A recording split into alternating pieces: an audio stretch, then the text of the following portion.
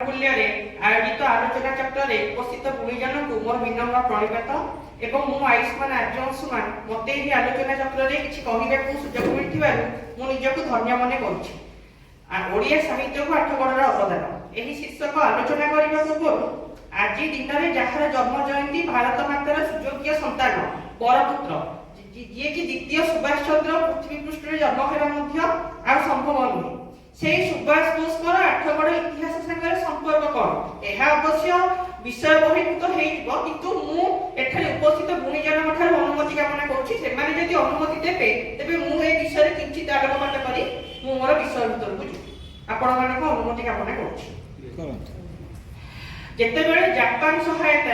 नेताजी सुभाष चंद्र बोस आजाद हिंद फौज गठन कले से समय से भारत पलायन करते से समय भारत में सुभाष चंद्र बोस नथिले नेताजी सुभाष चंद्र बोस को गुइंदा विभाग द्वारा इंग्लिश सरकार खोजुले भारत से पलायन करते से समय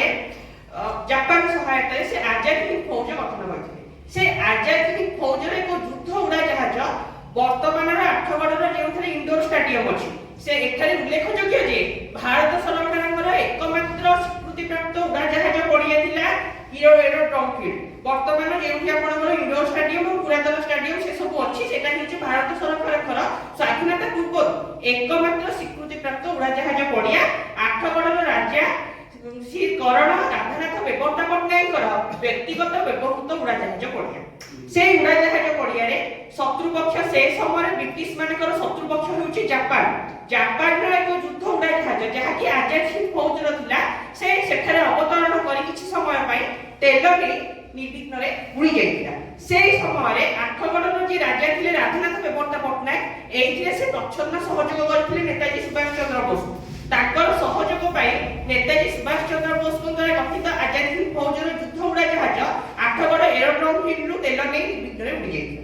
ए कथा को सुनी बा ए कथा को तर्जमा करी सेतेबेलर इंग्लिश सरकार आठगढ़ राजा विश्वनाथ बेबर्ता पट्टनायक पुत्र राधानाथ बेबर्ता पट्टनायक को दोषी साब्यस्त करथिले दोषी साब्यस्त करी आठगढ़ बाहरी जाई 24 घंटा मध्य 500 माइल दूर रहिबा पई कड़ा आदेश देथिले जहा फल रे 1943 मसीह आठगढ़ राजा राधानाथ बेबर्ता पट्टनायक निज पत्नी सहित आठगढ़ छाड़ी राज्य ठारू 500 माइल दूर हरिद्वार ठारे अवस्थान करथिले एहा हेछि को अन्यायित तथ्य आपण माने एथरे अनेक गुणीजन उपस्थित अछथि आपण माने पचारि पारती एहार ए तथ्यर आलेख्य केनथरे अछि मु आपण को से तथ्यर आलेख्य भी जणाउची 2012 मसीह ढेंकानाळर पंडित अंतर्जामी मिश्र ढेंकानाळर ऐतिह्य संस्कृति नामक पुस्तक रचना करिथिले ताकू हम कटकर प्रतिष्ठित प्रकाशन संस्था प्राची साहित्य प्रतिष्ठान छापिथिला से बहिटी 2012 मसीह प्रथम मुद्रण होतिला आ से बहिटी तथ्य सविशेष भाବରେ उल्लेख अछि मु केवल समय दृष्टि जहाता विषय बहिभूत किछि भाବରେ आपण मान आगे उपस्थापन करी आपण मान जदि चाहूछ से बहिटी को किनी ए संपर्क रे सविशेष भाବରେ अवगत होइते तेबे एठारे विषय होछि ओडिया साहित्य को आठगढ़र अवदान ओडिया साहित्य को आठगढ़र अवदान विषय में आलोकपात करबा पूर्व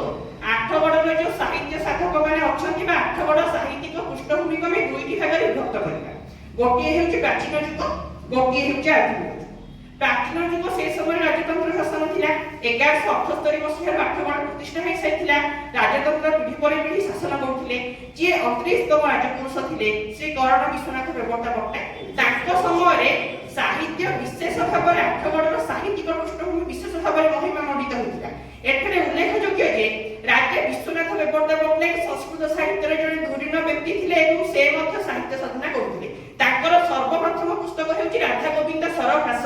से राधा गोविंद सरहास पुस्तक 8टी संस्करण रे प्रकाशित होइतिला शेष संस्करण थिला 1912 मसीह 3000 संस्करण पुस्तक संस्करित होई ओडिसा भाषाभाषी अंचल रे बिना मुद्रण रे बेय होइतिला से पुस्तकटी एते मात्रा जनादृत थिला जे से पुस्तकर प्रतिटी खंड बिना मूल्य वितरित होइतिला ओडिया भाषाभाषी अंचल रे अष्टम संस्करण पाइतिले 1912 मसीह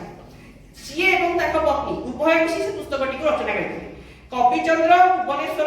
रथ जे कि थिले हमर राजा राधानाथकर सखासर पंडित राजा राधानाथक द्वारा से अनुप्राणित होई से निजे रचना करथिले रुक्मिणी परिणय लक्ष्मणा परिणय कविचंद्र भुवनेश्वर रथक विषय एठारे उल्लेखयोग्य जे पुरी वीर हरिकृष्णपुर शासनर से होजनी मूल बासिंदा मात्र 19 वर्ष बयस ओडिशा बिहार एवं बंगाल अनुष्ठित संस्कृत परीक्षा सर्वप्रथम प्रथम श्रेणी प्रथम होई से स्वर्ण पदक प्राप्त होते एवं जेतेबेले से रुक्मिणी परिणाम महाकाव्य रचना कले सेही समय बयस होइतिला मात्र 21 वर्ष 21 वर्ष बयस से रुक्मिणी परिणाम महाकाव्य रचना कले एवं एही रुक्मिणी परिणाम महाकाव्यर तीनोटी संस्करण प्रकाश पाइतिला प्रथम संस्करण हेउची 1907 मसिया रे द्वितीय संस्करण हेउची 1909 मसिया रे तृतीय संस्करण हेउची 1915 मसिया एई जो रुक्मिणी परिणाम महाकाव्य रचना हैला से रुक्मिणी परिणाम महाकाव्य को पठन करी से टीका जो हेतिला संस्कृत जो टीका हेतिला संपूर्ण देवनागरी लिपि रे लिखा जायतिला संस्कृत जो टीका हेतिला से टीका हेतिला आठगढ़ तत्कालीन राज्य विश्वनाथ देवव्रत पट्टनायक एवं रानी राधाप्रिया नाम से टीका को पढ़ी एते मात्र निपुत होइथिले से समय लंडन रो जने प्रसिद्ध दार्शनिक मैकडोनाल्ड साहेब निजे आठगढ़ को आसी राजा रानी को उद्देश्य रे एक श्लोक रचना करथिले से श्लोकटी हेउची जत्र राजा ग्रंथ पाणी रागी जत्र सरस्वती तत्र बसतो जनस्य ब्रह्म लोके कुतः स्पृहा एहा से राज दंपति को सशरीर दर्शन करी श्लोकटी को से रचना करथिले विश्वनाथ देवव्रत पट्टनायक परवर्ती समय मध्ये आठगढ़ साहित्य साधना स्थिर हेले ताकर जे द्वितीय पत्नी थिले कृष्णप्रिया देवी बागतरा नयागढ़ अंतर्गत आधुनिक बागतरा जहाँ वर्तमान नयागढ़ जिले अछि से बागतरार एक सामंत परिवार से कन्या कृष्णप्रिया देवी से मध्ये जणे आठगढ़ यदि हम पचारिबा प्रथमे नारी साहित्य साधिका किए ताहले हम सर्वप्रथमे कृष्णप्रिया देवी को नाम को ही आनिबा ए कथा केही जानती नाही काहार भी दृष्टिपात हेई नै से संपर्क रे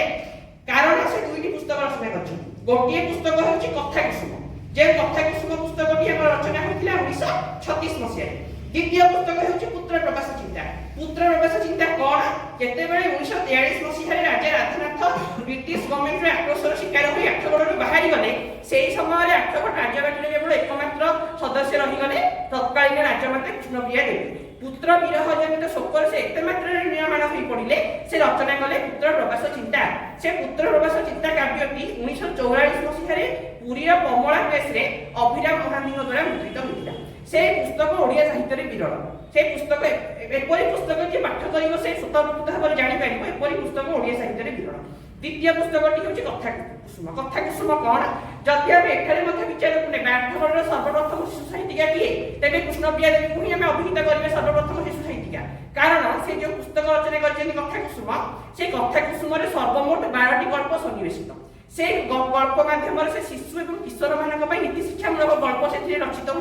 सन्निवेशित से गल्पटी बाहरी थिला आपनकर 1936 मसिया से पुस्तकटी प्रकाशन होइतिला एवं उत्कल भ्रमण परे व्यासकवि फकीरमोहन सेनापति रचित उत्कल भ्रमण परे आमे जदि खोजिबा गोटे भ्रमण काव्य केउठी अछि ताले ताहार मध्य जन्मदाता हेउची आठगढ़ किपरि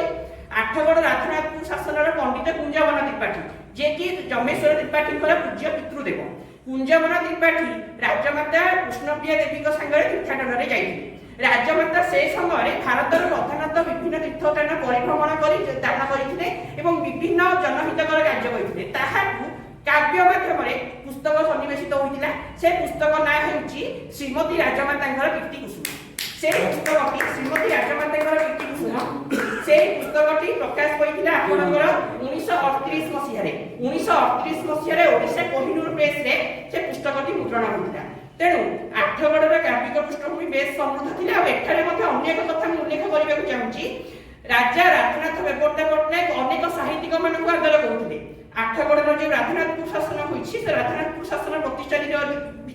पाई तीनोटी कारण निहित क्षेत्र गोटिए कारण होछि सुहृद प्रेम कहिबार तात्पर्य होछि या राजा राधानाथ देवव्रत पट्टनायक परम बंधु थिले राधानाथ राय को लक्ष्य करी एई शासन ना हे गला राधानाथपुर शासन परवर्ती समय हम ओडिसा रे साधारणतः हम ओडिसा संस्कृति रे गोटिए परंपरा देखा जाय कोन से परंपरा महाप्रसाद मकर चावल आंब बौल ए तीनटा दे कि ओडिसा रे बंधु बसिया परंपरा अति प्राचीन राजा राधानाथ देवव्रत पट्टनायक पिता विश्वनाथ देवव्रत पट्टनायक महाप्रसाद बंधु भाव में चयन करथिले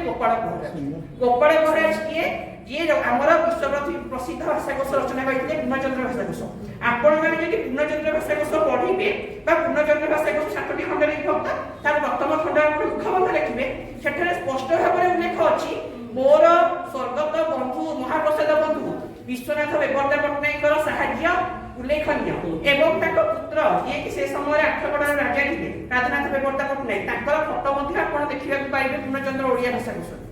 परवर्ती समय रे एटा प्राचीन समय पड़ेगला आधुनिक समय को यदि हम अर्जन करिमा आधुनिक समय रे विभिन्न साहित्यिक मानक देखिबा सर्वप्रथम आसीबे हमर जम्बेश्वर त्रिपाठी